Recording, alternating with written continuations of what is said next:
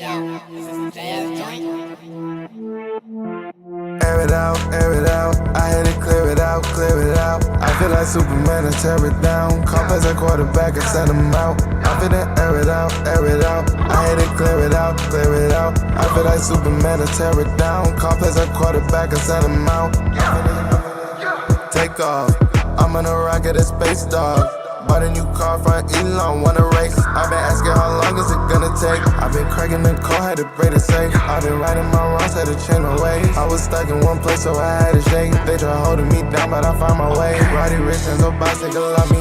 Ride away, then my heart went on ice again. Find the balance, my patience been going thin. In the field every day till I reach the end. Popping up on your side like we out of bounds. Ain't no way that they think that it's stopping now. I've been waiting for my turn to come around. I've been waiting for my turn to come around. Air it out. I had to clear it out. I feel like Superman and tear it down. Call as a quarterback and send him out. I feel that air it out. I had to clear it out. I feel like Superman and tear it down. Call as a quarterback and send him out.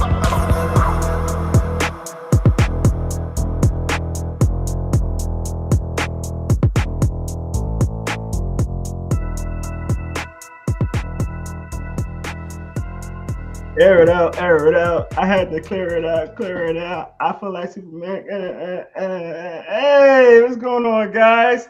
How y'all doing? This is the Air It Out podcast. I hope y'all are doing good. You call me Sexy J. And I'm here with some very sexy man right here. Pause. How y'all guys doing? We're going to start with my guy right here, Mr. Braxton. How you doing, Braxton? Coach Braxton. I'm Coach Braxton. What is with this sexy? What is going on this morning, yo? What is going on this morning? It's a good morning. Man, oh my God. This is clearly the sexy show. I think that's what this is. Can we just do the handsome show? We all grown gentlemen out here. Oh man, listen. Why can't we be sexy? What's wrong with being sexy? Football is ending, so clearly we're going a little bit crazy, but we got playoffs coming up. So I mean, it's a good time. We here. We ready to go. Yes, sir. The one, the only, Mr. Juan. How you doing, sir? Good. I've never heard you be called Sexy J, boss. But if you want to try to get a nickname rolling, I suppose giving it to yourself on the start of the podcast really helps. I ain't give it to myself. I ain't give it to myself. Well, if all the ladies in Hotline are giving it to you, I would love for you to bring one to testify and show that fact. At least provide video proof for it. But I will say that I am getting a haircut later at a new barber, so hopefully he can get me looking sexy today because this is atrocious. And we got the boy, Mr. Only playoff guy down there, Mr. Darius. How you feeling? Got the jersey on. All I'm going to say is I appreciate everyone. We talked about it before the show. I appreciate everybody who picked the Chargers, man. We all we need. Playoff football. We got games today, games tomorrow. Then we got the national championship on Monday. I'm excited. Shout out to the guys, the sexy guys. Pause. Pause indeed. Need a pause button, but I'm ready to talk some football with the fellas. Yeah. Let's put a hard pause on that. Let's put a hard pause in that. Yeah, thank you. Put it up again. Oh, good God. Imagine if we had either Avery let's get into the real. How they would react to the whole sexy comments because you probably had Avery talking about how sexy the Atlanta Falcons head coaching job looks right now. Let's talk about sexy because we got some sexy moves that just went down. Obviously, we got Mr. Big Apple Harbaugh in the building. He is in the Big Apple, as you know. The New York Giants assigned John Harbaugh, to a $100-something million deal. Obviously, Darren is the Harbaugh guy. That was his old coach. Now he's in the Big Apple. I want to talk to you first, man. How you feel about the signing, and do you think it's going to be a good fit for them? So, I actually love this signing by the Giants, and I love it for really two reasons here. So first, you have to think Harbaugh left us because after 18 years, he got one Super Bowl, multiple playoff appearances, but never really got too close to the Super Bowl. And his best chance to do it, he helped them choke. in the biggest moment. So I don't think he's a good person for a playoff contending team. But what we're looking at here is a New York Giants team that has a young starting quarterback, if you really believe in Jackson Dart. They have a young running back who hopefully can get better in Cam Scatterbo. And then a young, dynamic wide receiver in Malik Neighbors. On top of that, you have Evan Carter, you have a Brian Byrne, you have a Kayvon Thibodeau. They have pieces, both on offense and defense, to really have a solid core. John Harbaugh is going to come in there and be the coach. He's going to set a culture of winning. He's going to get them on the right path. And that's going to be their best head coach, honestly, in my opinion, since Tom Coughlin. He's going to give them stability. And that's what the Giants organization needs the most. He's not going anywhere for a while, so we know he has time to really develop these guys and try to build a great roster around them. So I love the signing. Particularly, again, because it is a young and up-and-coming team. We're not looking for them to make the playoffs next year. But in 2 years, 3 years, we can see them being playoff contenders and maybe 4 to 5, if everything goes right, possible Super Bowl contenders. But it all depends on the culture that he starts this year. I love to see the hiring. I love the amount, and I love the dedication to him. I think this is the best move the Giants made since, again, Tom Coughlin. And this is their best to make up for their messed up of letting go their star running back. This is the start of something new for them. So I like it. I really do. All right, you touched up on something. I'm gonna get on that last because he's in my division now, so I gotta figure this out. But Darius, I want you to let me know how you feel about the signing, man. I agree with Darren. I like the signing. A lot of money, right? But you're getting a guy who has playoff success, who has a Super Bowl, not only a Super Bowl appearance, but he did win a Super Bowl, right? People have to understand the Giants have the number 5 overall pick. They're not far away from being competitive. The one thing that I feel like the one piece that they were missing was a competent head coach. And now you bring in a guy like John Harbaugh who can lead a group of men, something that you were talking about prior. Jerome was like, can Mike McDaniels lead a group of men? John Harbaugh can lead a group of men. He's going to lead this team to success. I don't think it's going to take them 3 to 4 years, right? You look at the New England Patriots last season, they got their guy, Rabel, right? You look at the Commanders 2 years ago, I believe, or you want to say 2 years ago, when Jaden Daniels, took them to the NFC Championship. Yeah, Dan Quinn. The Giants have the formula.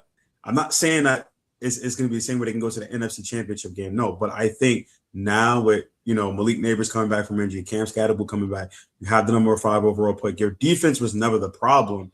It was the offense and really just having a true number, having your number 1 who went down and then trying to figure out who's going to step up for him, right? So I think they're an off-season away from being very competitive, and they have the number 1 position filled, quarterback. Jackson Dart's your quarterback. Now you got the coach. You pair him with an older guy, John Harbaugh, who knows the game, who has the success. Now you're going to start to see them be competitive even more, and I can honestly see them possibly challenging for the NFC East with the Dallas Cowboys and the Philadelphia Eagles. And you still got the Commanders. But I love the move. I just want to see how they attack the draft and free agency and what they do going into next season. All right, Juan, what you think? I'm gonna give this a B. My reason why is because yes, Harbaugh comes with all the accolades and all of the professionalism in the world. He has a 180 to 113 winning record in the playoffs at 13-11, and led Baltimore to another Super Bowl in 2012 and made Joe Flacco look elite when he did.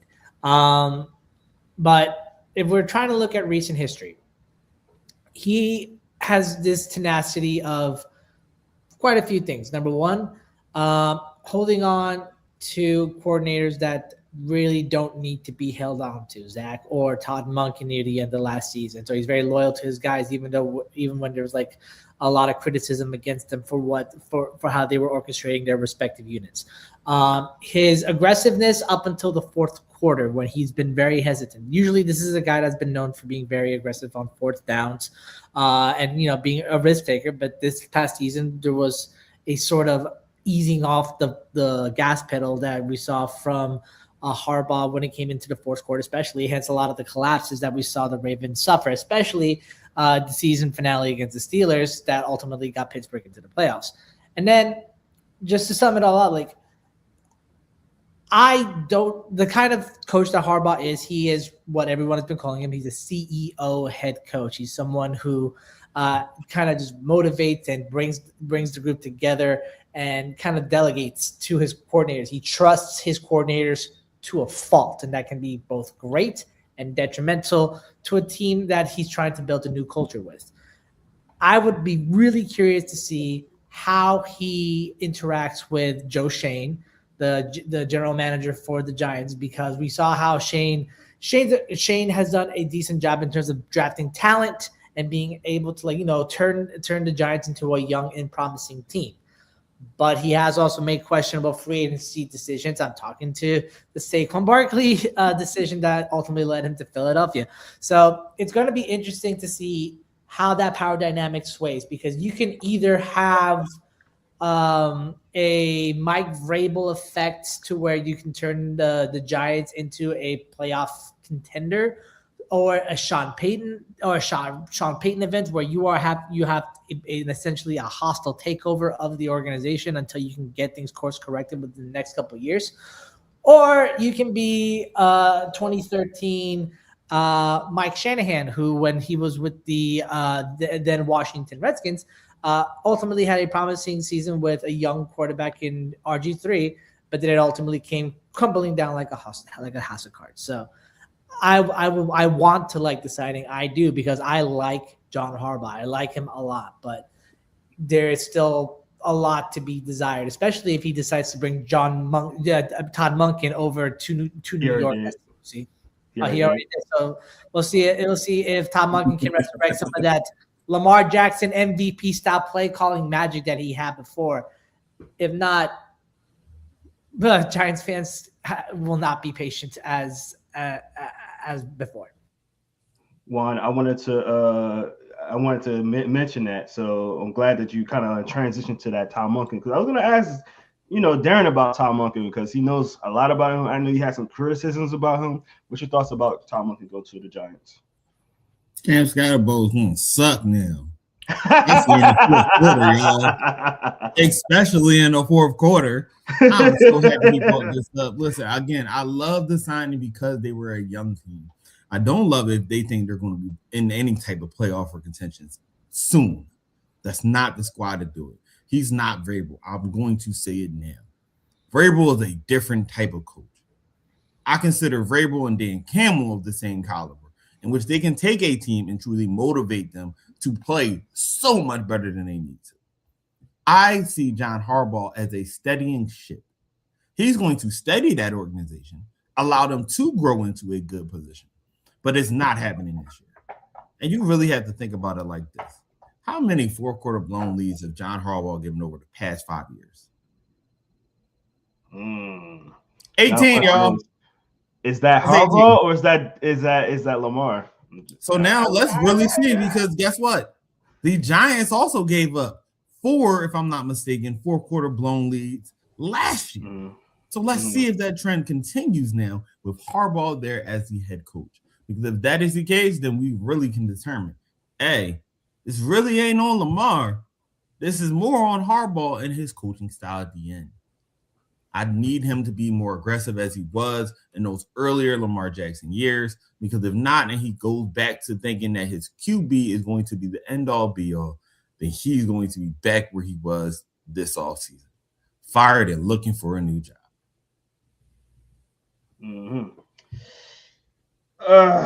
As an Eagles fan, I hate and I love this.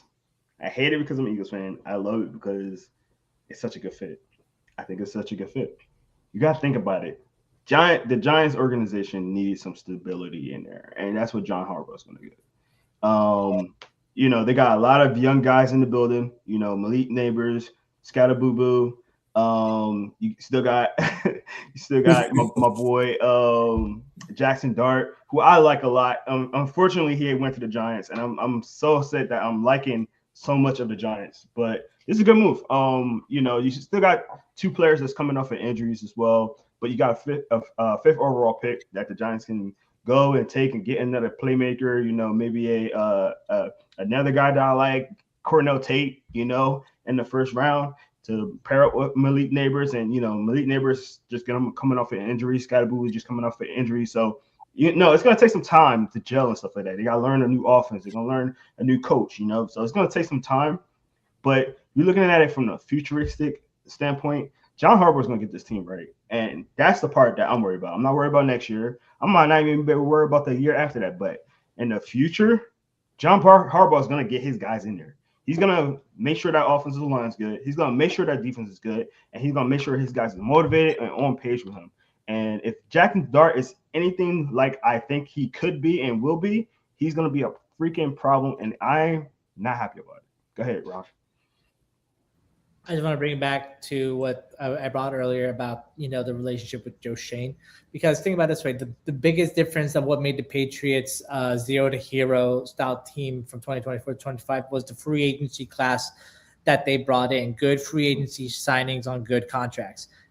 If the Giants hope to have any modicum of success, they have to do it through the market, and there has to be a good balance and good conversation and communication between Harbaugh and Shane. And I just don't trust Joe Shane to have that good level of communication with Harbaugh. I feel like there's going to be a power struggle in the Giants organization that Harbaugh will ultimately win out on. Now, I want to ask you guys a question. I seen this on Twitter a couple of days ago. Is John Harbaugh automatically, now I'm not talking about futuristic, I'm not talking about a year from now, I'm talking about right now, automatically, is he the best coach in the NFC East? No. No. I still think it's Sirianni. Y'all all saying no? I'm going to say yes. Okay. I say no.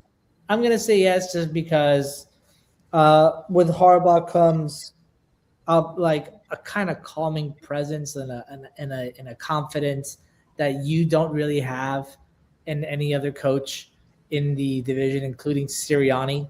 Just because Sirianni led him to a Super Bowl, but just like Harbaugh it relies heavily on his coordinators in order to have the team balance. And now with both of his coordinating positions possibly open, if Vic Fangio doesn't come back, the Sirianni now has to make those picks again. He has to hit it out of the park, just like Harbaugh has to hit it out of the park, at least with his defensive coordinator position.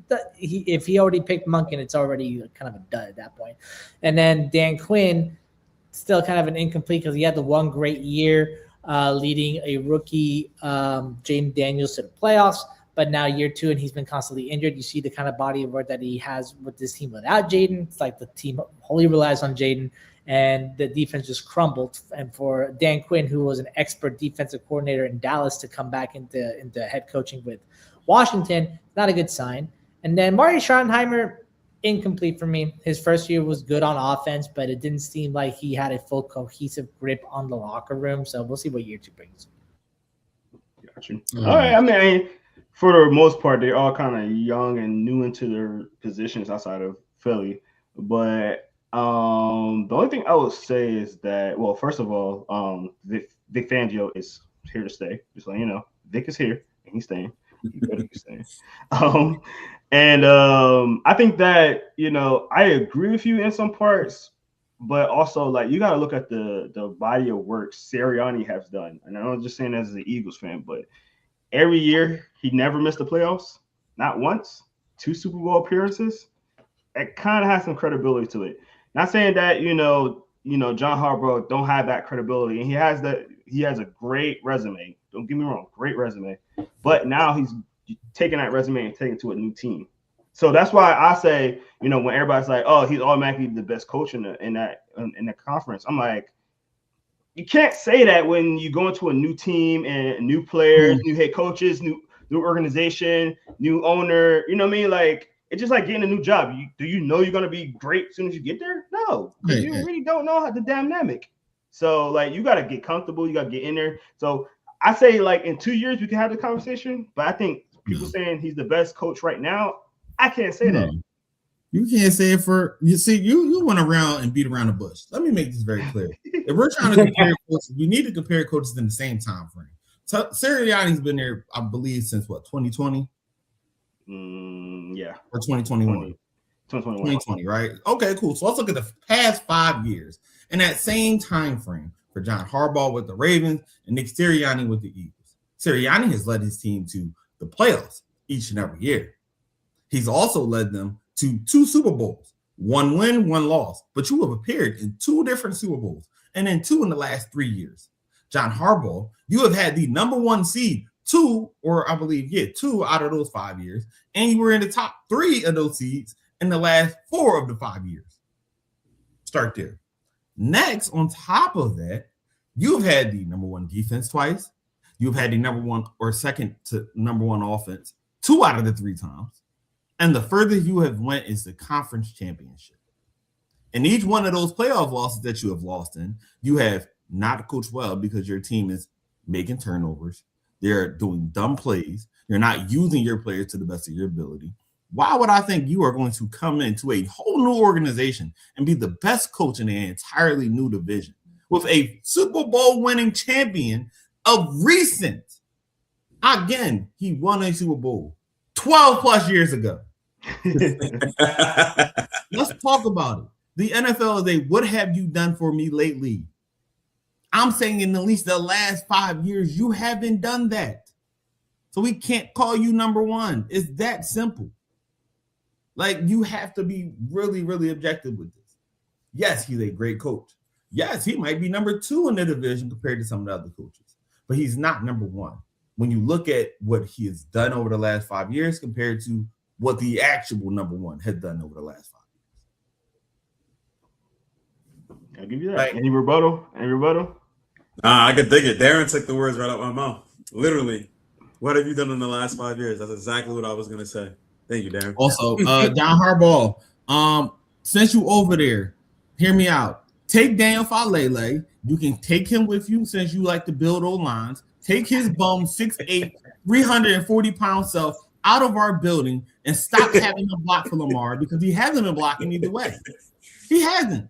The final I'm going to say this nicely.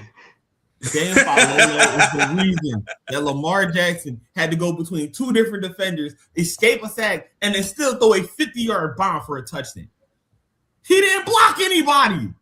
Like he hasn't all season. Take the man that you wanted with you to the Giants. Give us back Thibodeau. We'll love him. Switch. That's a great switch right there. Switch. Call it a day. Yeah. Well, talking about Juan, you had any final words you want to say real quick? I'll agree to disagree simply because Nick Sirianni, yeah, he's built these staffs and he's built like this modicum. He's built a success over the years and he's made the playoffs every year and every time. It's so hard to trust a head coach who has success, but it's inconsistent success because he'll make the playoffs every year, but you'll never know whether he'll go on a run or whether he'll be a first round exit like he was in 2023 and in 2025. Because in 2024, yes, Super Bowl win. In 2022, Super Bowl loss. Both to Patrick Mahomes, mind you. Just want to keep that in mind. Something Harbaugh could never do in Baltimore. Consistent. He can't beat Mahomes. Consistent. First and second round exit. Now that's a Harbaugh slander. I love it. My point is, it's hard to know. But if I had to give a trust as to who can run this division a little better going forward, I would still put my eggs in Harbaugh's basket than I would Sirianni's. All right, first round exit. New Steelers. 9-7, y'all. 9-8. 10-7. Yeah, coach is not bitter at all. Not at all. Say all of the he's relieved about already. I think Darren needs to see some fresh face in Baltimore, and that's going to lead us to our next topic. Who is left in the coaching vacancy? There's 8 teams left. We need to figure this out. We need to see who's going where because there's a lot of names out there like Robert Saleh, who Juan knows very well. We got Kevin Stefanski. Stefanski. Sorry, my bad. We got Jesse Minter, who's I know very well from being with Michigan. He's playing. He's with the Chargers right now. We got Mike McDaniel, who just got off the Dolphins. Brian Flores, who I think Darren mentioned that he might want. We got a couple of names. We got a couple of names in there.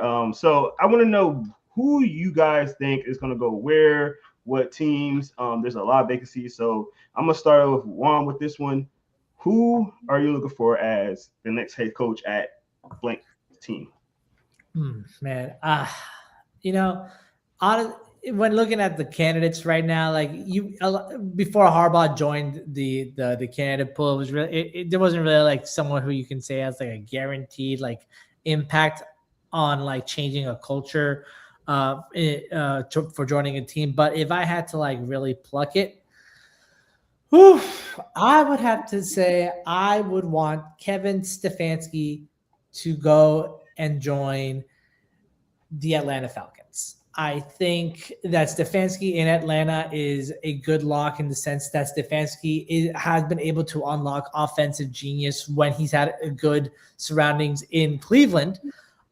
Yes, he had help with Jim Schwartz manning that defense, but that means that he knows enough that he should recruit a veteran defensive mind over into Atlanta to help shore up a defense that was already looking like a promising unit. As for the offensive side of the ball, you have a lot to work with in Atlanta. You have Kyle Pitts, who looked like he was coming on near the end of the season. I know we've been tricked so many times by Pitts thinking that he had some semblance of promise. Don't trigger me, Juan. Don't trigger me.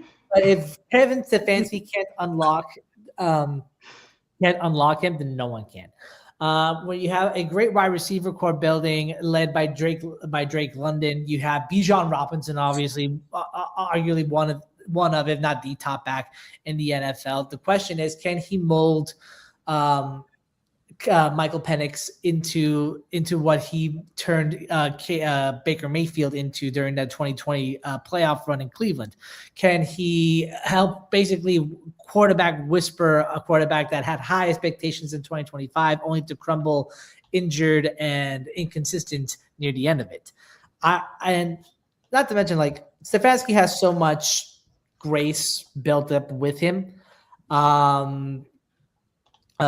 In the sense of like just forgiveness for what happened in Cleveland, because no one really blames him for his time in Cleveland, especially for the whole Deshaun Watson debacle. So I feel like he has enough grace to where if he goes into Atlanta, it's all nothing but optimism and positivity once he's there. All right, Darius. Like it. I think me and Darren is gonna agree today because you said it before.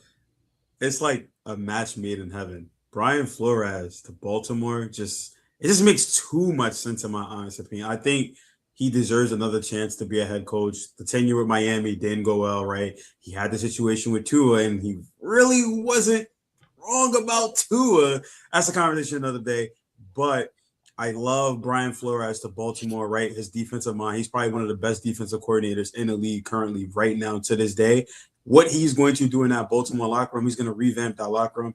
That defense is going to be a top 5, top 3 defense with just Brian Flores, right? Then you bring in an offensive-minded guy to help Lamar and really get Lamar back to that MVP form.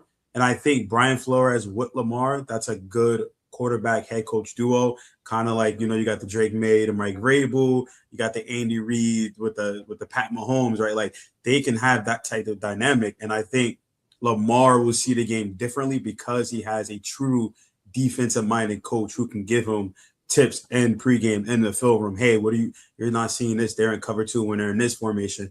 And Brian Flores, he loves to blitz a lot. He loves to play a lot of man coverage. So in practices, that's going to help Lamar really unlock another key to his game. I think Brian Flores to Baltimore just makes too much sense. Now, is it going to happen? I don't know. But I just love the pairing, and I would love for him to get another chance, especially how things ended in Miami, which he wasn't bad in Miami. It was just the off-field drama with the Tua and the head coach. And it's just like with Baltimore. Are you going to keep your quarterback or are you going to keep your head coach? Which one is easier to replace, right? And I guess Miami felt like Brian Flores, we're going to keep Tua. We see how that's working out for Miami right now. So I love Brian Flores to Baltimore. hopefully we get the breaking news, and Darren is excited. All right, Darren, what you think? Darius, if this was last week, if this was maybe 5 days ago, I would 100% agree with you. I still love your take, but I've been doing a lot of research on the people that we've been looking at. And first, I don't think Stefanski is going to be the best for the Falcons. I don't. I actually like a different person. I like a Mike McDaniels over there. Only because he can unlock that entire offense a lot better, I feel like. A lot more motions, a lot more creativity. But I do like Stefanski there. I just don't like him better than McDonald. Now, on to the Ravens. Because we all know that's who I was going to choose, even though I had a couple other spots too. The Ravens had the best job coming out right now. You have the two-time MVP. You have a Hall of Fame running back in Derrick Henry. You have all pros at almost every level on the defense. I honestly like Robert Saleh better as our new head coach. And I state Robert Saleh because of two reasons. One, Robert Saleh has had some of the best defenses when it comes to rushing for and getting after the passer. He's had experience with not only top-tier all-pro linebackers, but top-tier all-pro defensive linemen. And that is our biggest need right now. Him being able to get after them. Him being able to recruit them and have them come here. That is what I'm going to be looking for. And then on top of that, how many injuries have the 49ers had this past season? How many injuries did the Jets have where their defense, as great as it was, still was without some of those pieces? And he had those teams looking amazing. I would love to have someone like that come in and be able to revamp our defense. Still bringing that toughness, still bringing that hard knocks feel to it, but also being relatable enough to the players that they want to play for him, that they want to actually do something. Because if you can get the Jets defense to look amazing like they did when he was there and have them guys who they know they weren't really winning play like they were on the Ravens, that would be amazing. And then you just pair him up with, and hear me out, y'all, Clint Kubiak. Forget Mike McDaniels for the Ravens. Give him Clint Kubiak. And I state Clint Kubiak because who is he with right now? The Seattle Seahawks. What is the Seattle Seahawks best at? When are they at their best? When they are running the ball in large formations because they have had the most big sets at 50% this year. And they're throwing the ball to their number one guy. We have a number one. We have a great running game. Why not go to our advantages? Stop trying to be all cute and this and no. Let's get back to the ground and pound. And then when we need Lamar to be Lamar, allow him that chance. We don't need to run everything through Lamar. We can run it through Derrick Henry and allow Lamar to be Superman when needed, instead of forcing him to be Superman every single play. It doesn't make sense. I'm going to say this with all due respect, Coach, but Clint Kubiak does not deserve to be an offensive coordinator in Baltimore. He deserves to be a head coach in the NFL. He's so much better than just an offensive coordinator. No. Don't get it twisted now. I'm not saying he shouldn't be, but that's who I would love to have as our OC. Now, again, he should be a head coach somewhere. Clint Kubiak would be a great spot, actually, for Miami. Make them actually develop a solid running game. Make them shield Tua. Allow him to actually develop a little bit more and get a little bit better blocking down there. Tua ain't going to be there no more. Nah. I honestly think I'm just saying, based on what they have, that would not be a bad landing spot. He's a guy that knows how to develop a good offense, and they have pieces. I can see him in the year too. But if Clint Kubiak doesn't become an OC, he's going to go to the Raiders. Probably. They need to draft the number one quarterback. He'll have his number one quarterback. They'll draft their number one receiver or get one in free agency. And they have, at minimum, a potential top 10 running back in Ashton Genty when he actually can get the ball. We've seen what he do when he gets the ball in the league. He goes off. His system with that would be perfect. Pair that defense up with Brian Flores. the Raiders would actually be a little bit of a contender, not for the playoffs, but just for fun. They would actually be okay to watch. Brian Flores, Max Crosby. Hey, coach, I'll say you was cooking. I'm gonna say you was cooking, and it was real sexy. It was real sexy. Pause. Pause. But Pause. but I like where you at, man. I like the comparing of that. I really do. Go ahead, Juan, real quick. We're talking about coordinators and putting people. We're focusing on head coaching jobs. I want to focus on a coordinator position in the NFL that's open. I'd say that the Lions' offensive coordinator spot is probably the hottest OC job in the NFL right now. It is filled with weapons to the brim, no drama in the locker room, really.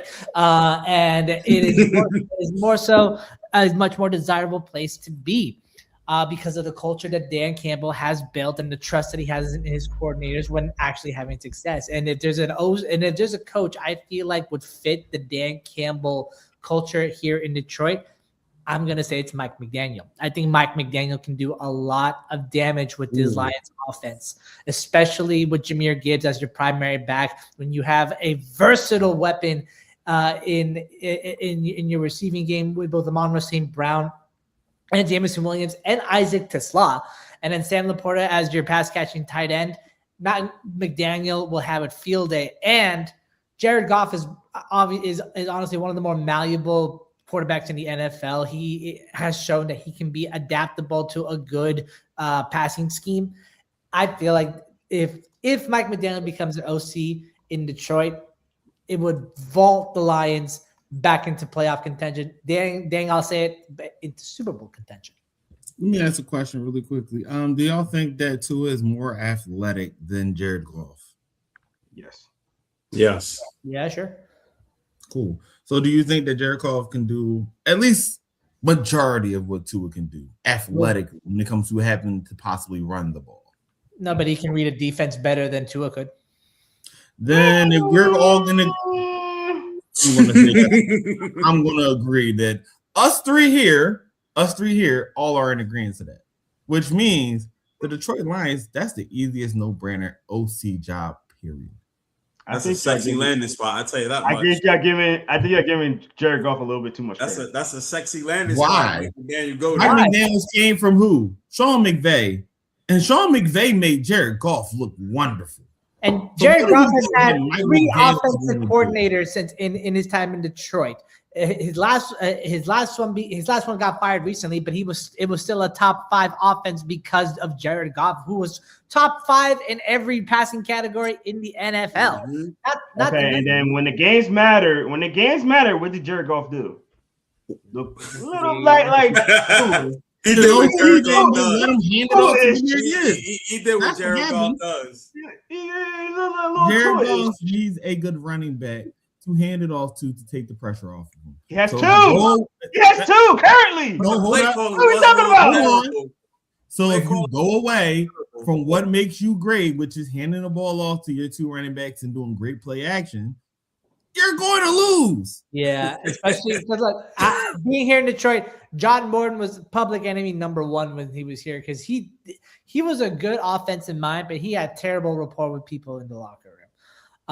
And it was kind of an open secret at that point that he wasn't really like that well received.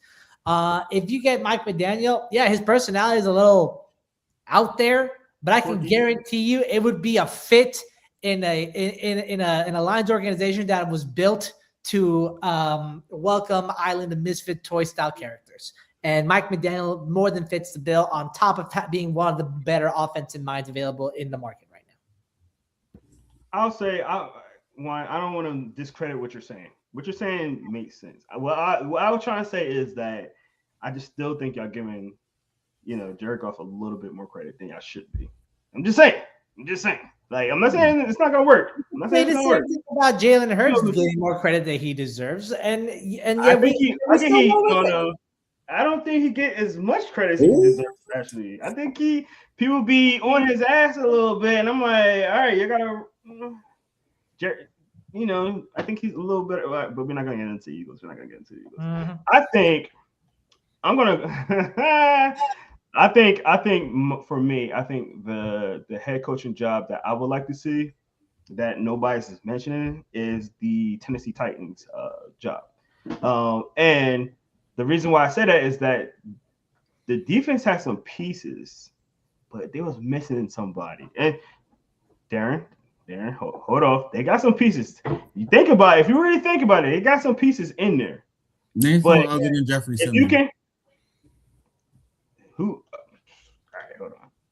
The young team. No. Name someone young team with young talent other than Jeffrey Simmons. What's their linebacker name? I forget. They still got what's his name too? L'Jarius Sneed.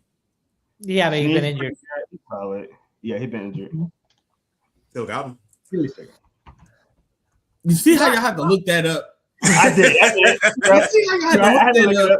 I had to look it up, but they got some pieces. Look, they got Hooker, the safety. He's pretty good. They got Gray. He's a solid linebacker. They got Sweat.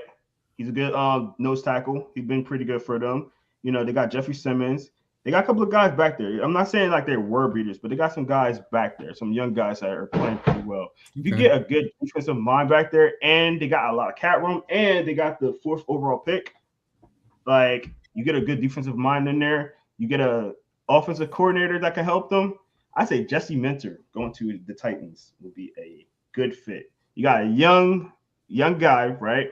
He had success at every spot he went to with defense, right? Think about it. If he can get the defense better, where the quarterback, Cam Ward don't have to have pressure to always score, and he's shown some glimpses at the end of the year. Jesse Minter come in there, build up that defense a little bit better. I think that'd be a good fit, in my opinion. I want to agree just because I rooted for Michigan being here and became a Wolverines fan when I came to Detroit. But Jesse Minter is not the kind of coach that Tennessee needs right now. That organization is very much lost in the sauce, and they need kind of like an authoritarian CEO style. I would say like they need someone that has experience at the head coaching level that can kind of set the ship right, because they need some guidance. This is a young, moldable team, and you need someone who has molded a team before to lead that organization. If you can't find something like that, you need a really good offensive-minded head coach then too, because what's the most important thing for the Titans? Developing Cam Ward, and you need someone with that experience. And I'll give a hot take right now. I believe the best coach who fits that criteria is one that's still employed. And I feel like if it doesn't get the contract extension done, could migrate down south to Tennessee. That's why I'm saying Matt LaFleur should be the head coach for the Tennessee Titans. Matt LaFleur ain't going nowhere. You're not, but I like the option. That does make sense. That was my hot take, that does make sense. And it's not gonna be with Green Bay, but I wasn't okay. All right. I was actually going to say just the description, the authoritarian. You need some help on that defense. You need someone that's going to come in and restructure that defense. It's not a Jesse Minter. Jesse Minter is a whole lot more laid back. He can work with great guys, but he's a whole lot more laid back. That is sounding like a better place for Brian Flores to come in and hire a solid to actually come in and take care of Cam while bringing structure and stability to that team. And bring them more discipline, because they were very undisciplined this year, extremely undisciplined. The amount of flags and penalties. I agree with you, but you gotta look at the Titans too. They're not a well-developed, big experienced team. No, they have a lot of young guys in there right now. A lot of young guys. That's why you bring Flores. I don't think you need to, though. I don't think you need to get a established guy right now, because you have a lot of guys that are young, and they'll gravitate to somebody that's going to be a good leader to them. You know what I'm saying? Guidance. I don't necessarily need to be a Mike Tomlin or some shit like that. Like, they don't need to have a top guy to be in that mode because you got a young quarterback, you got young running backs, you got young wide receivers, you got Good a Mike Tomlin defense that going needs on. to get molded. I don't think you need to have that guy. Yes, Tennessee Titans fans are probably like, yeah, I want to establish guy, da da da. I don't think you need that right now because you got such a young team that needs somebody that's just going to help develop them. I'll object to that point mainly because Titans ownership is among one of the worst ones in the NFL. You need a really, I'd say, like, I'm going back to my point about a grizzled and like authoritarian style head coach. You need someone that can fight back against the front office organization to show, like, I've had success. I know what I'm doing. Let me do what I need to do. Otherwise, the Titans are forever going to be stuck in a quagmire of mediocrity. Mm-hmm.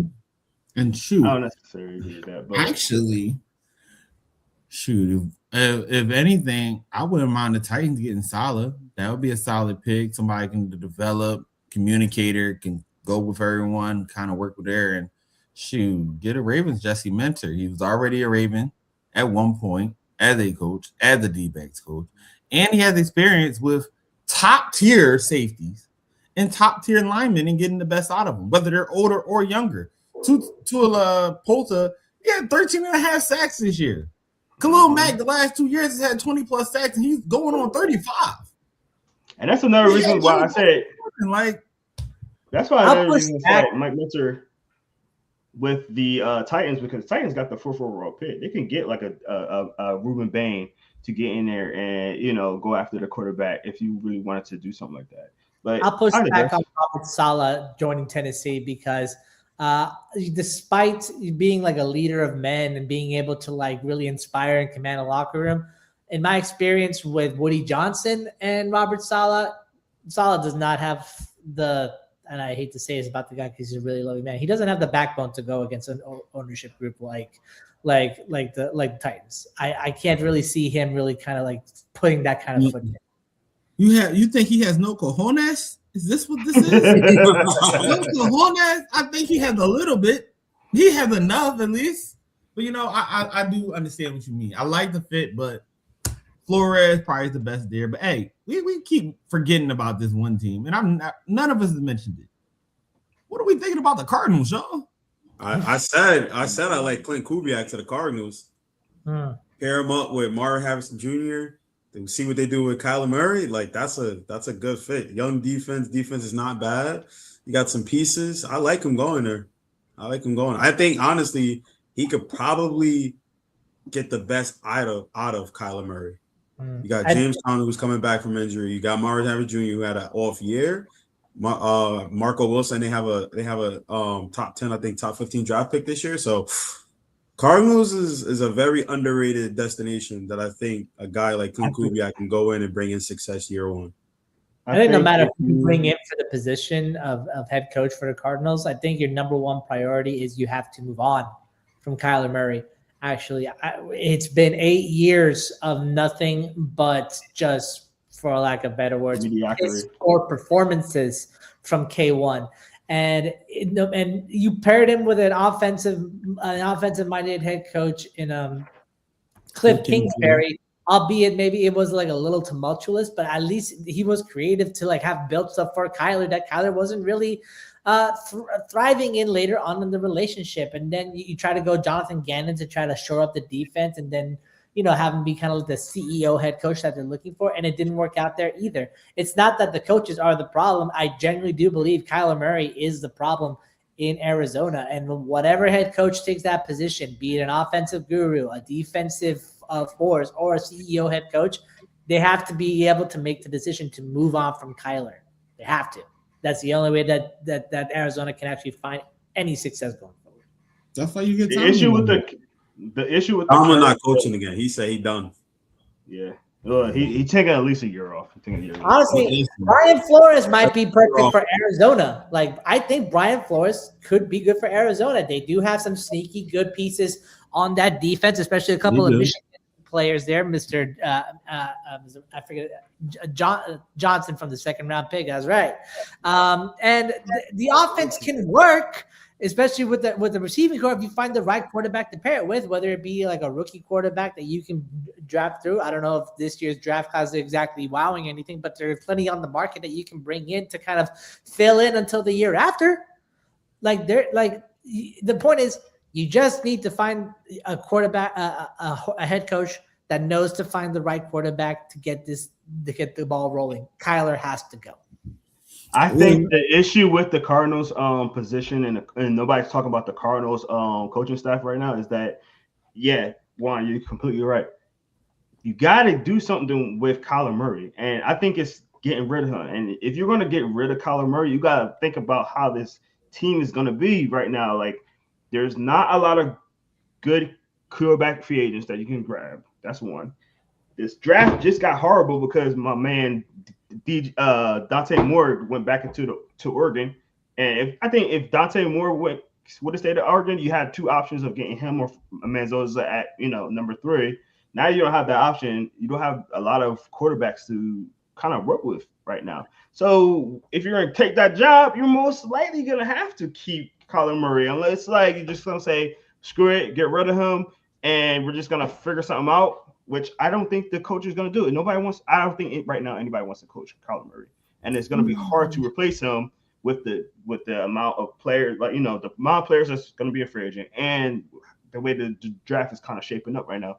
There's no quarterback that you could get unless you're going to trade up to number 1 with the Raiders. I don't think the Raiders are going to give up that pick. So right now, not that you want to keep Kyler Murray, but you probably going to be stuck with him for another year. And another coach want to take that risk? Because, again, you seen what happened to, 2 other teams that had 1-year coaches that got fired already?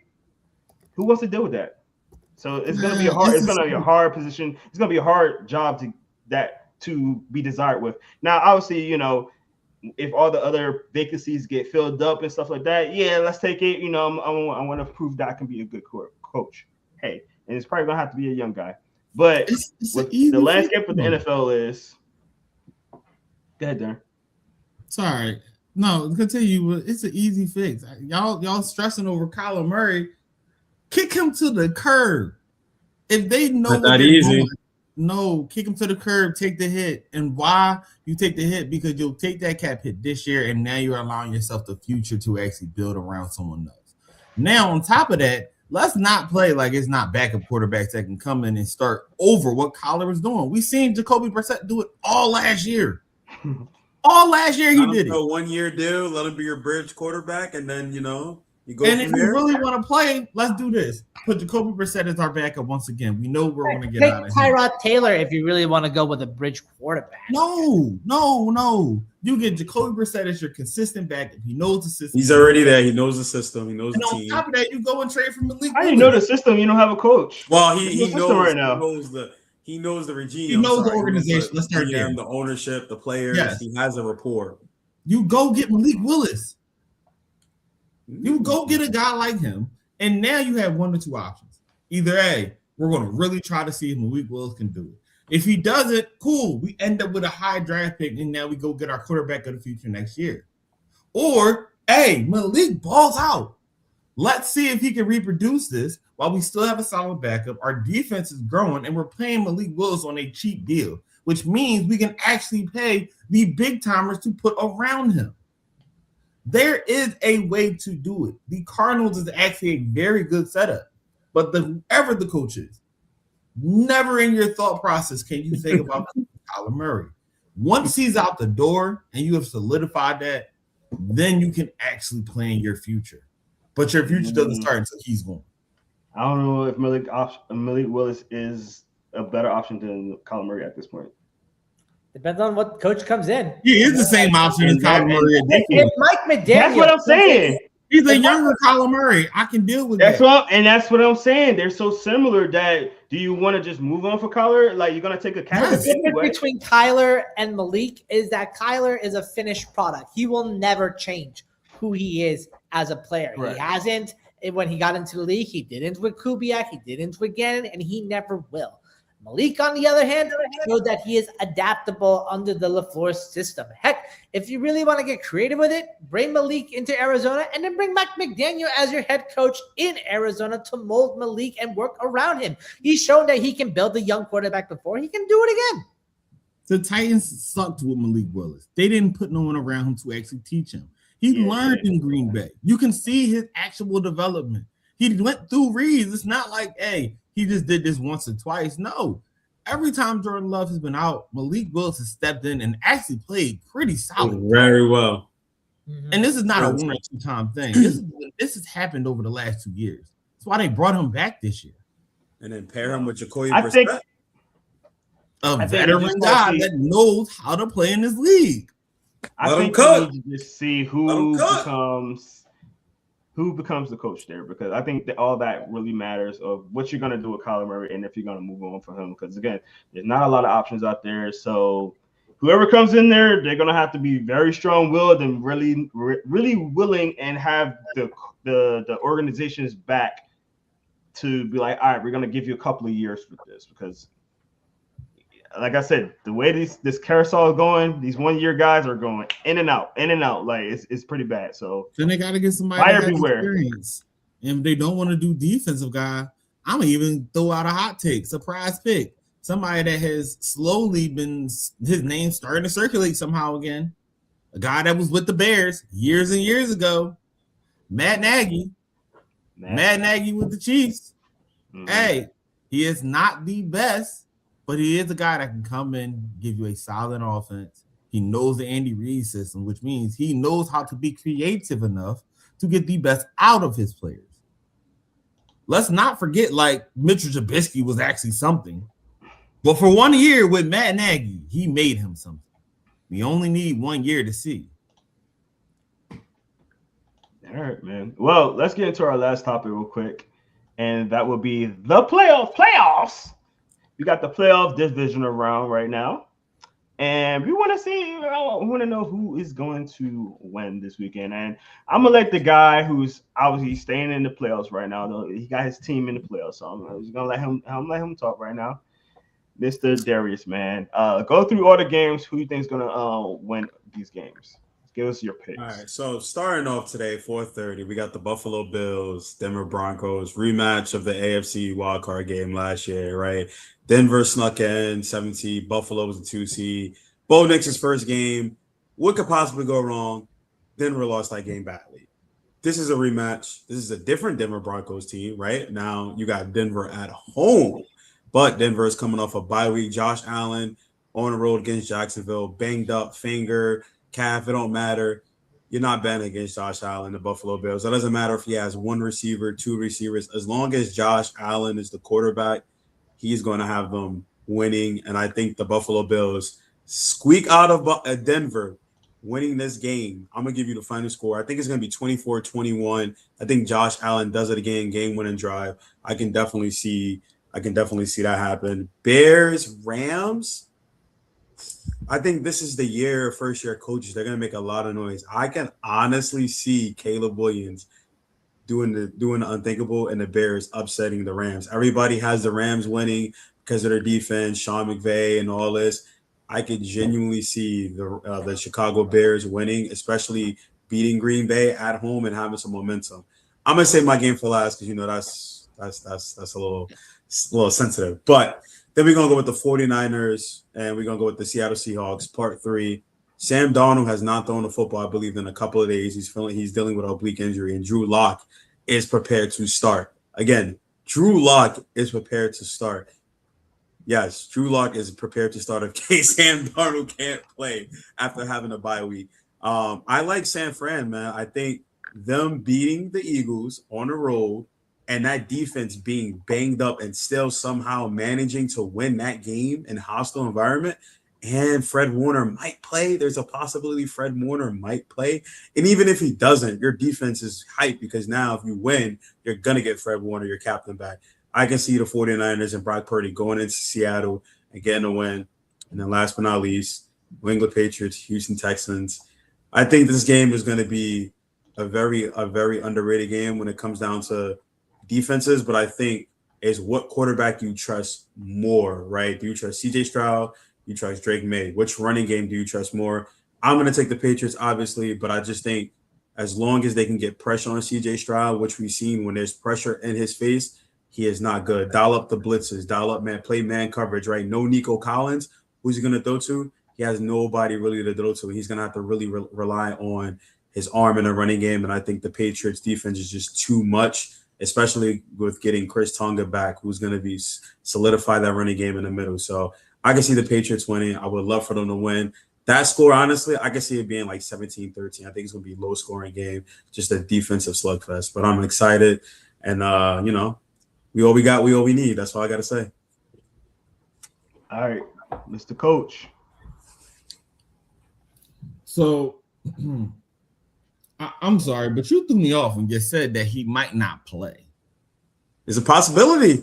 Drew Lock is ready to start. This changes the entire landscape of the playoffs. Let's really be real here. Because let's also think there's 3 NFC West teams in the playoffs right now. There's 3. So there's only one other division that could possibly come out the NFC, which is honestly just a little scary and crazy. But Bills and Broncos, I'm going to take Josh Allen on this one. As much as I don't want to take him, I kind of have to. I don't trust Bo Nix enough. I trust the Denver defense, but I don't trust Bo Nix. I don't. And I don't believe his fourth quarter heroics will be better than what we've seen from Josh Allen in the fourth quarter of lately, particularly in the playoffs. Josh Allen, only reason he has not went to a Super Bowl yet is because in the fourth quarter, when he does his magic, he gets beat by Mahomes and his. That's his Achilles heel. It's not anything else but someone else's fourth quarter magic. Last week, we seen Josh Allen, fourth quarter magic, come back and win the game. This week, I can see it similar. So I see the Bills. 49ers and Seahawks. If the Seahawks have Sam Darnold at quarterback, the Seahawks can win that game, and I'll pick the Seahawks.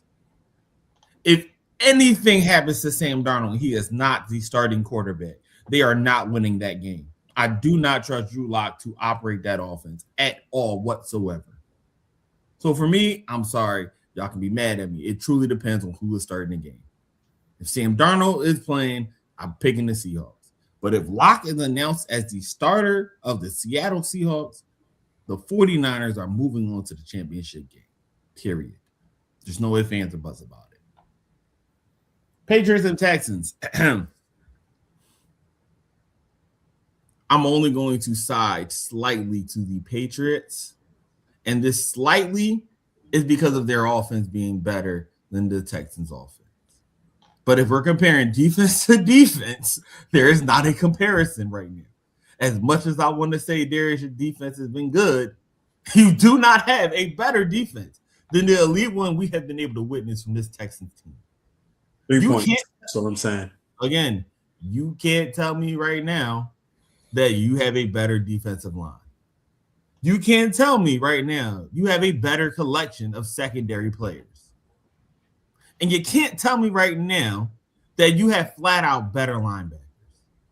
You can't. Because for every name you give me, I'm going to give you 2 in return. You don't have 2 corners that were both propped up to be all-pro corners this year. You have 2 all-pros possibly? Christian Gonzalez and Carlton. If you watch that game, when Christian Gonzalez was in, we played so much man coverage. Listen again. So Christian much Gonzalez is your all-pro, and I will give you one. Christian Gonzalez and Carlton Davis, we could put them on an island. That's why we play, because we trust our corners. Literally. So we going to compare Carlton Davis as a better corner right now than what Kamari Lassiter has been all year? Listen. He's proven that he's serviceable. He's proven to be serviceable, proven not to be a difference maker. Kamari Lassiter gets picks. He is a run-stopping machine at corner. The reason that they go after him and he gets those picks is because the other side is locked down. And when they try the other side, he takes the ball away. We'll see on Sunday. All right, cool. I'll put it right now. And since we want to play this game, I'll say it now. Texans win by 2 scores, and the defense gets a defensive touchdown. Thank you. That's what I like to pick hear. on Mac Jones. On Let's who? call it what it is. On who? That's really what this game is. He said The game Mac is Jones. He said Mac Jones. versus. Oh, Yeah. That's what's gonna happen. Oh, Drake Oh. May. come on. Yeah, bro. he's gonna look like Mac Jones. Mac Jones. Nah. Jones. Nah. That's what's Stop gonna it. happen. Stop it. Yeah. Get some help. Yeah. Stop But it. let's Get not some make help. this clear. The Bears is winning this last game. The Bears is winning the last game versus the Rams. The Rams' one flaw that they have is not offense, it's not their defensive line, it is their secondary. And what is the Bears the best at in the last couple minutes of every single game? Their receivers and Caleb Williams. That is their one advantage, and that's the one advantage that they need. Win by one touchdown at the end. all right, Juan. So we were Darren, going. just get some help. So I'll try to keep it as brief as possible with all of this, and I'll just throw in a few kind of like interesting facts about each one. For Buffalo versus Denver, the biggest matchup to watch for here is going to be Buffalo's interior rushing game against Denver's rushing defense overall.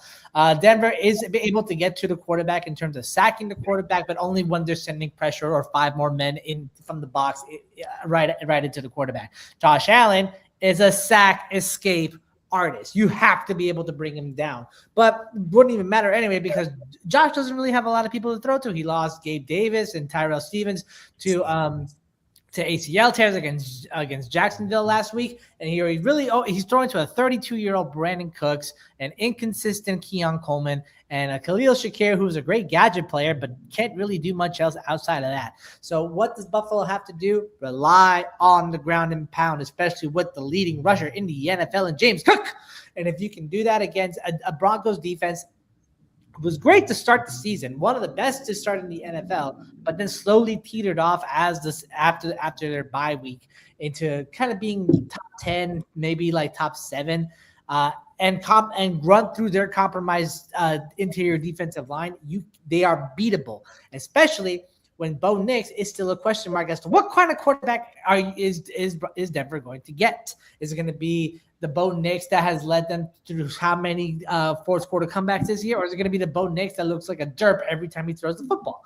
At the end of the day, I do generally believe that Josh Allen will punch his ticket and will propel this team to the AFC Championship. I'm going with Buffalo, and I'm going to say that it's going to be a two-digit score. I think it's going to be Buffalo 31 and Denver 17.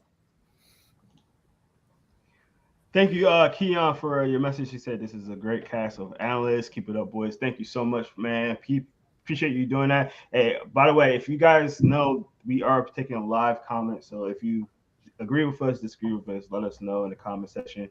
And if you are not sub to us, make sure you sub to us so you can know when we are on live on our podcast, or the Area Podcast. We do it twice a week. So make sure you stay locked in. And go on. My second point. Seattle and San Francisco. Yes, losing Sam Darnold to this game, if he doesn't play this week, is really impactful for Seattle. But Sam Darnold hasn't been playing like the Sam Darnold that started off the season with the Seattle Seahawks. He hasn't been throwing the deep bomb as to JSN as much as we like to see. He's been one of the more mediocre quarterbacks entering the playoffs, and kind of they've had to kind of hide Darnold's inconsistencies within the offense as a whole. And even in the last matchup against San Francisco, Darnold wasn't even looking that great, but they still managed to pull through because they had quality defense against a compromised San Francisco 49ers team, and a great running game with Chardonnay and Walker leading the charge. I have to say, despite the hot win against Philadelphia last week, the loss of George Kittle won't impact San Francisco that much because they had to go through part of the season without him anyways, and they still came out as a playoff team. But I think the injuries will start to catch up on both sides of the ball, especially on defense for San Francisco. You can only hold off for so long, and with Seattle being a ground and pound offense, and a Mike McDonald defense that has elevated into the upper echelon of defensive units, I do believe there's going to be a pounding by Seattle against 49ers. I think Seattle moves on to the NFC Championship game. I'll give a final score. I'll say 27-20 final score in Seattle. And then Houston versus the Patriots. Oh, I hate the Patriots so much. I'm not going to hide that. We all do. The Patriots. I know how much this hurts you, Juan. You can go ahead and say it. We all hate the Patriots. It's okay. But Drake May has been playing like an MVP candidate. This game It's wrong right now. This game is what I like. Drake May is crazy. It's the battle of the unexpected teams. No one expected either Houston to turn the season around when they were 0-3 to start the season, and no one expected the Patriots to come out as hot as they did to the point where they have a potential MVP at quarterback and a second-year quarterback. Both units having top 5 defenses. Houston number 1 and New England number 4. Both of them just being these tough, hit you hard, rely on man coverage style defenses that will hurt you so bad if you try to push it otherwise. The only difference between these two teams is that there's more consistency on offense thanks to the great myriad of weapons that they have, specifically with Stephon Diggs kind of being the engine that makes the passing game go for New England, as well as the running back duo of the other Ohio. Henderson. Thank you, Henderson and Stevenson. And Stevenson, like we'll just Andre, baby. Yeah, so like with that running back deal in the backfield, and a really well constructed offensive line. Like I just have more confidence in the Patriots offense than I do in the Texans offense, especially because CJ Stroud has not looked any better than how he started the season. He has been just as inconsistent when he left before injury as he did coming back out of it. I mean, 2 interceptions, four sacks, including 3 lost fumbles against an aged Steelers defense. Despite throwing 3 touchdowns, that is very sad. Now imagine doing that against this vaunted Patriots defense. I really don't think that this is going to be a contest, a high-flying contest. I think it's going to be a low-scoring contest, as Darius said, but I'm going to give it a little bit more of leeway in terms of at least hitting the 20s. I'll say 23-20. And last but not least, the Rams versus the Bears. Everyone wants to go with Matthew Stafford leading the way because he's the front runner for the MVP award. Everyone wants to go with Sean McVay being the wonder kid and creating all these like crazy plays with Puka Nacua and his running back tandem to be able to like push through this Bears defense that is missing so many key players, especially in the linebacking core and the quarterback groups. However, no one is taking into account the fact that it is going to be under 20 degrees in Chicago and windy. And what is Matthew Stafford out in the elements? 1-9. He is an indoor quarterback who can perform in great conditions, but when you put him out in the elements against a Bears team that has not only had 7 comeback wins this season, but also have an emerging star in Caleb Williams with the amount of magic that he can pull off, even though he can be infuriating to watch sometimes.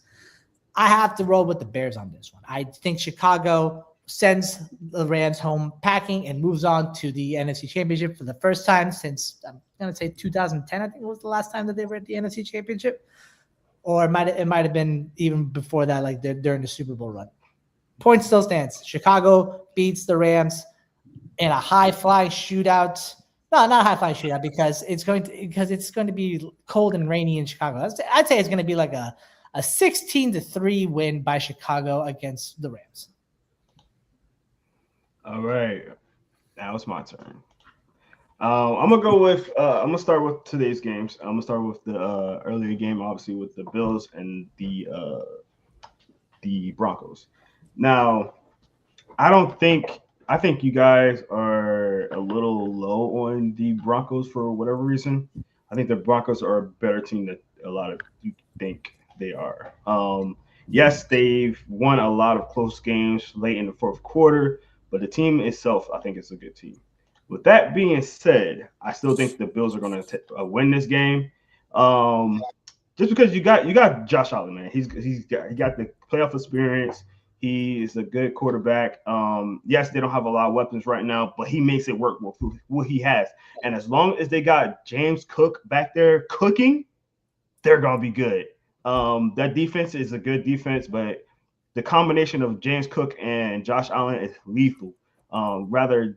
James Cook is running, catching the ball out of the backfield, whatever he needs to do, he's gonna play well. The Bills' defense is the part that kind of worries me just a little bit, though, just because they're not the type of defense that's gonna really stop anybody that's like high flying.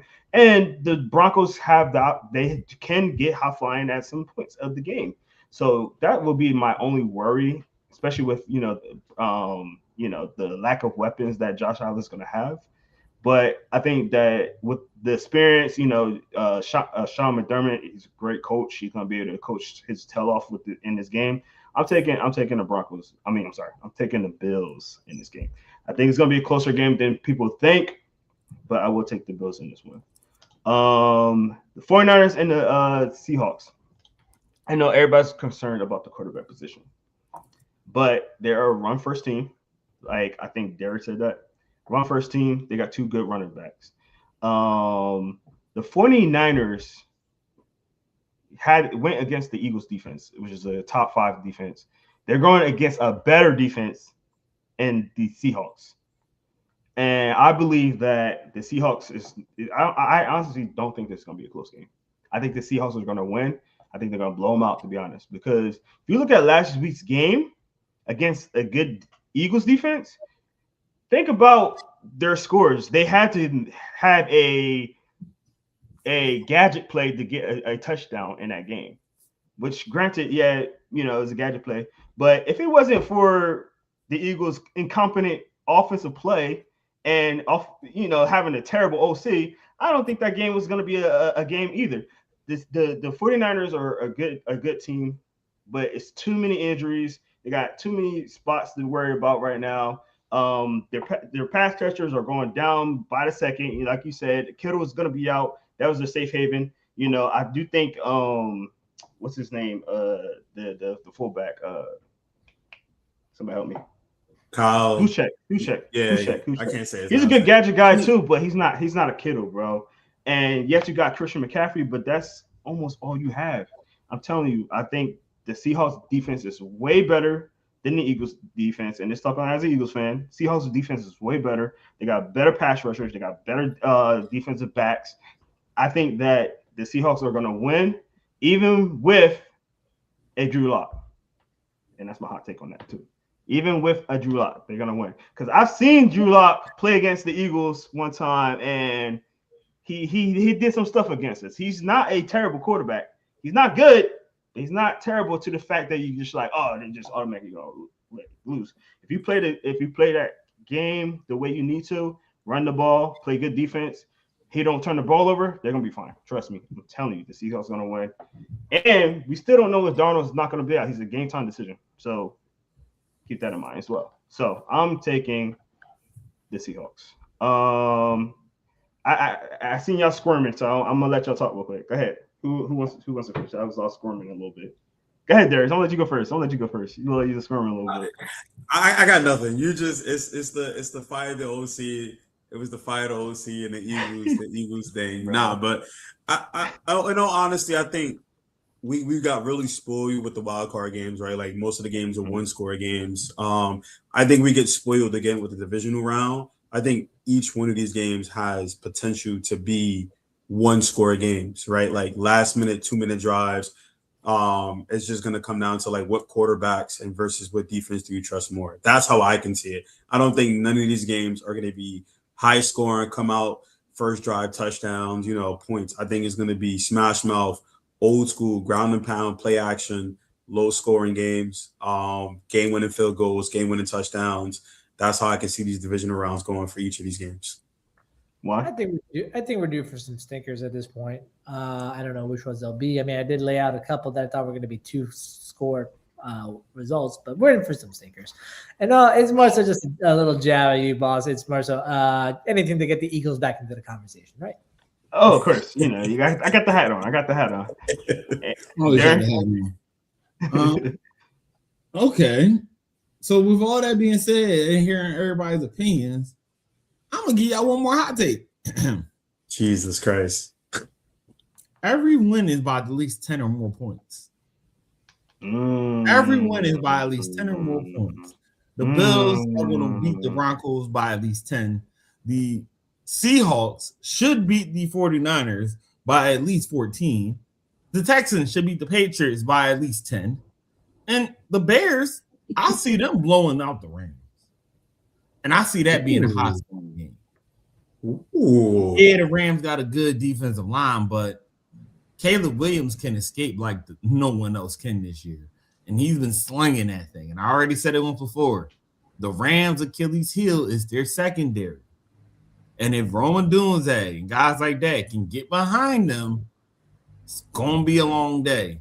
And let's not forget that middle with Colston Loveland emerging like he has, along with Cole Kmet, that's a dangerous matchup for them.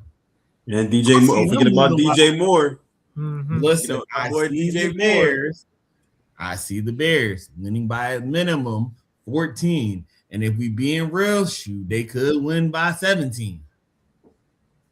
31-14 score. Get some help. I'm going to throw in a hot take too. I say that both Caleb Williams and Drake May not only win their respective games, well, they will win their respective games, but also I think they will do it in spite of the top tier defenses that they're facing, specifically the pass rush. I think that both Drake May and Caleb Williams are going to combine for a total of 8 sacks taken by the respective defenses, because both of them known for holding the ball too long. And we saw what happened when Myles Garrett had a 5-day sack against Drake May. No, don't the break. It was against rookie Will Campbell. Don't be hiding now. Don't be hiding now. You still won that game. Don't you be hiding now.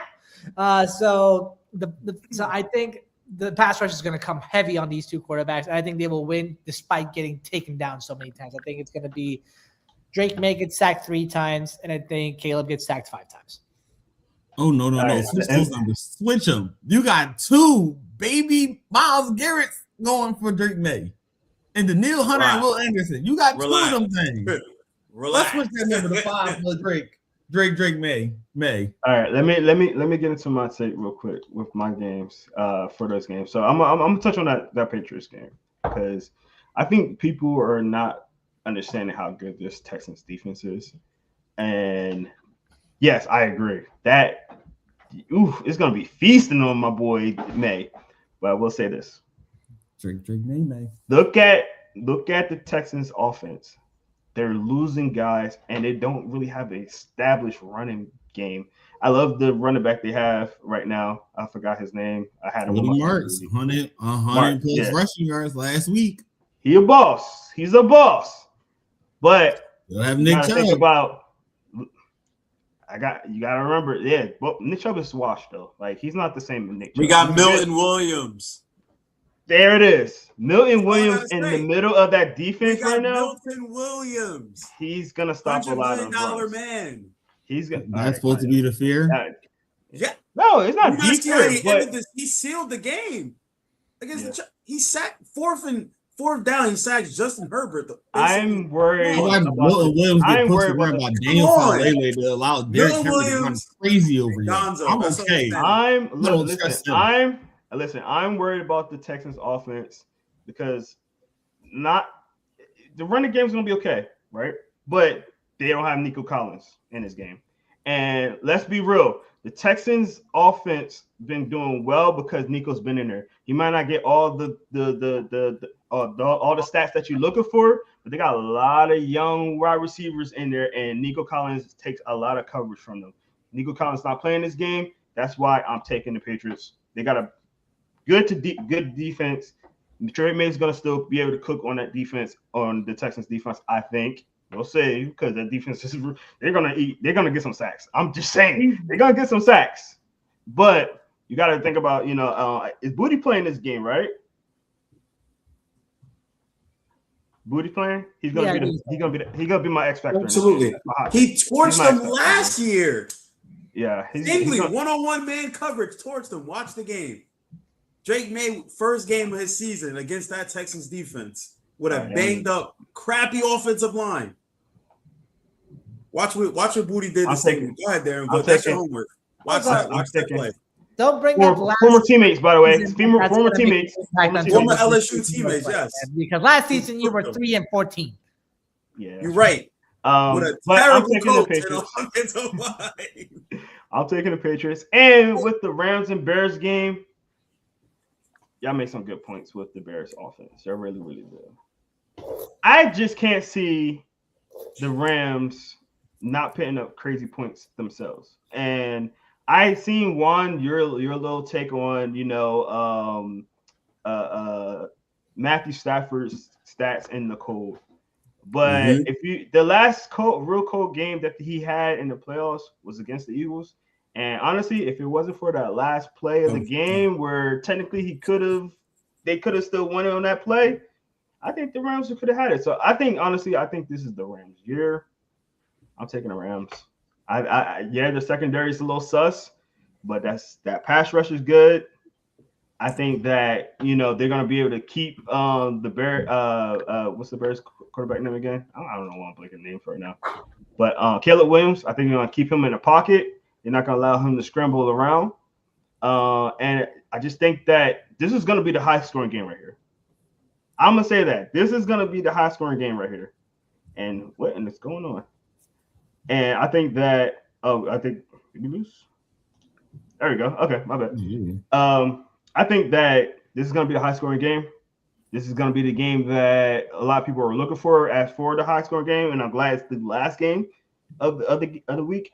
It could go either way, but I think that with the experience that Matthew Stafford has, the weapons that he has on offense, he used every single tight end. He used all his wide receivers, both of his running backs. The defense, yes, the defensive secondary is not that great, but I think they have enough to stop Caleb Williams in a hostile environment. And, they're all used to playing on the road. So I'm taking the Rams. And a rebuttal. I see a lot of squirming again. I just got one hot take. I think each game in the divisional round, there's going to be a defensive touchdown in each game we see today. There's going to be some type of defensive or special teams touchdown in each of the games today. So you agree that my Texans is going to go ahead and score on them Patriots, huh? See, he's I didn't say it right here. He's calling it right here. I like how you said my Texans. Listen, I like how you said my Texans. Yeah. I love that. Marcus Jones punt return is going to feed families, and that stadium is going to be electric. That's all I'm going to say. Darius, I'm gonna make a special exception today. I'm gonna go to church today, just to pray on your downfall, sir, because I cannot stand seeing you guys go any further than hater. Let the hate resonate, Juan. It's okay. That's real hating right there. I love it. I love hate. Real hating right even there. The Patriots hate. The haterade flows through me like the rage of 15 years of New York Jets mediocrity. All right. I cannot, despite me I hope I am wrong about the Patriots. I truly hope I am, because nothing this is the one game pick he doesn't want to be right than having to look at Darius in the face. Darius, I want you to send a photo of your misery. That's going to be Darius when they win. Exactly. I want to see it. I need to see it, because that is the most cathartic thing that could happen for me this season. Just that look. I need to see it. No. I'm going to show you what Darius is going to look like after the game. Oh, that's crazy. That's how y'all was looking when we came back and beat y'all, right? On the road? No. We were just more surprised that John Harbaugh said, you know what? Let's let the person with 128 yards. And then you had Derrick Henry on the bench. Why? I don't know. But you know what? And John Harbaugh's in New York now. We ain't worried about him no more. We came back and won the game on the road. Yeah, everybody kicked out after this year. Everybody was watching.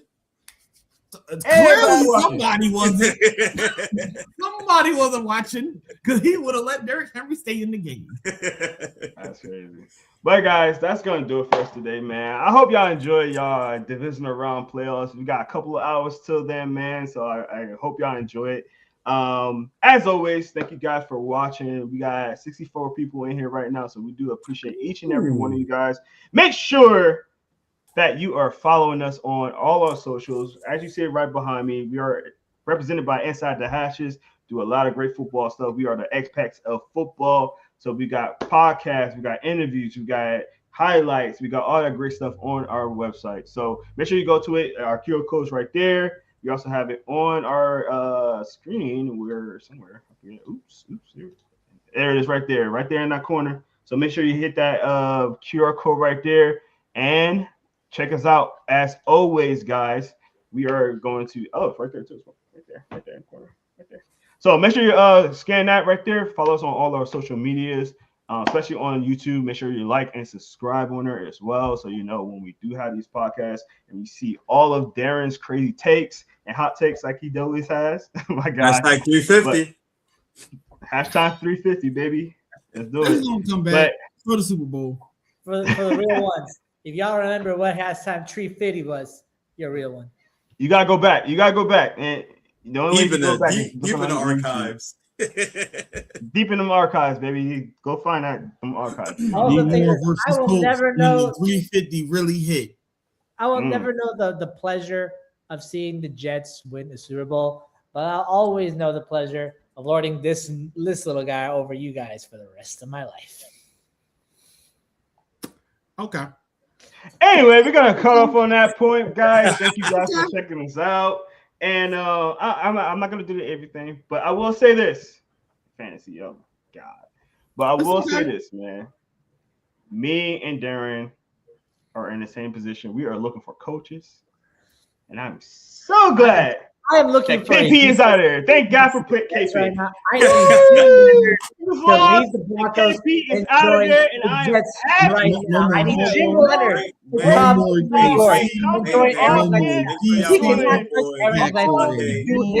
and be Like, them down there, they taking it out.